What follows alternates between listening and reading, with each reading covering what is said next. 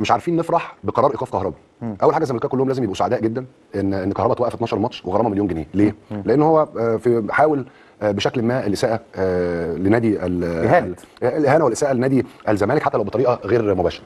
مما ادى يعني او الفعل اللي هو عمله لجنه الانضباط دي. خلي بالك لجنه الانضباط دي مش ناس بتلعب في الشارع، دول ناس كلهم قضاه ومستشارين وناس يعني اجلاء، نائب رئيس محكمه العدل بالظبط يعني. فالنهارده الناس لما تحقق في الواقع وتستدعي اللعيب والمحامي وبعد كده تاخد قرار بالايقاف 12 مباراه، وخلي بالك دي عقوبه قاسيه. 12 مباراه انت بتتكلم في ثلث الدوري تقريبا، ثلث الدوري. بس التظلمات بتقللها ماشي، بس انا بتكلم على القرار نفسه يا كابتن خالد. فالنهارده في قضيه كهرباء يا كابتن خالد النادي الزمالك منتصر في كل الاحوال. اول حاجه مساله رحيله عن نادي الزمالك بشكل غير قانوني. نادي الزمالك خد حقه في موضوع كهرباء ثالث ومثلث.